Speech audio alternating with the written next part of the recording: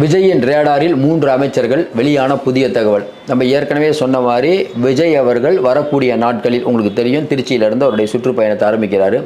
யார் சுற்றுப்பயணம் செய்தாலும் அவர்களுக்கு இடைஞ்சல் பண்ணக்கூடிய திமுக விஜய்க்கு ரொம்ப அதிகமாக பண்ணுறாங்க. எடப்பாடி பழனிசாமிக்கு ஆம்புலன்ஸை விட்ட கதை நமக்கு தெரியும். அப்படிப்பட்ட சூழ்நிலையில் விஜய்க்கும் அதே மாதிரி பிரச்சனை வருமானா அதை விட பிரச்சனை அதிகமாக வரும். ஏன்னா அதிமுகவுக்காவது அங்கே நிர்வாகிகள் இருக்காங்க, ஏற்கனவே பிரதான எதிர்க்கட்சி எம்எல்ஏக்கள்லாம் இருக்காங்க. அப்போ விஜய் கட்சி இப்போ தான் வரதுனால அவங்கள அலக்களிக்கிற வேலையில் தொடர்ந்து ஈடுபட்டு இருக்காங்க. புஷி ஆனந்த் எத்தனை பேர்கிட்ட ஏறி இறங்குறாரு, ஒவ்வொரு இடத்துக்கும் அப்பாயின்மெண்ட் வாங்குறதுக்கு தெரியும். எஸ்பி ஆஃபீஸுக்கு போகிறாரு, அங்கே போகிறாரு, இங்கே போகிறாரு, அந்த தேதியில் வைங்க இந்த தேதியில் வைங்கன்னு தொடர்ச்சியாக பிரச்சனைகள். இப்போது கூட விஜய்க்கு தொடர்ச்சியாக பிரச்சனைகள்.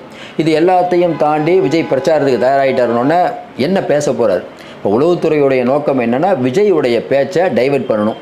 விஜய் பேசின உடனே அடுத்த நிமிஷமே பார்த்தீங்கன்னா யூடியூப் ஃபேஸ்புக்கில் விஜய் பேசியது தவறு பாருங்கள், அவர் போன மாநாட்டில் என்ன பேசினார், இந்த மாநாட்டில் என்ன பேசுகிறாரு, முன்பு பின்பு இதை போடணும். விஜய் இன்னும் நிறையா பேசியிருக்கலாம், குறைவாக பேசியிருக்கலாம், இப்படி நடந்திருக்கலாம், அப்படி நிற்கலாம், தொண்டர்கள் சரியில்லை, சேரை உடைச்சாங்க, நாற்காலியை உடைச்சாங்க, இவங்களை அப்படி பண்ண தொடர்ந்து இதை. ஆனால் ஒரே விஷயம்தான் தெரியல, இதெல்லாம் கூட்டிகிட்டு வந்த கூட்டம் காசு கொடுத்துன்னு சொல்லவும் முடியாது, சொன்னால் மக்கள்கிட்ட எடுபடாது.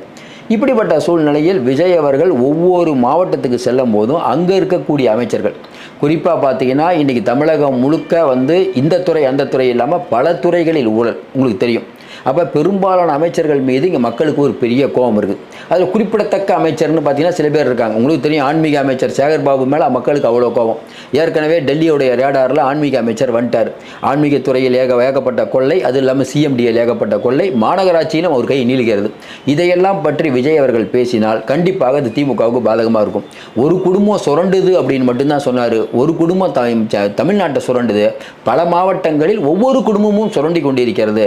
இந்த குடும்பங்கள் மொத்தம் ஒரு 25 குடும்பங்கள் மட்டுமே தமிழ்நாட்டை ஆள்கிறதுன்னு அவர் சொன்னால் சாமானிய மக்களிடம் அது எடுபடும். திமுகவுக்கு இப்போதே பயம் ஆரம்பித்து விட்டது.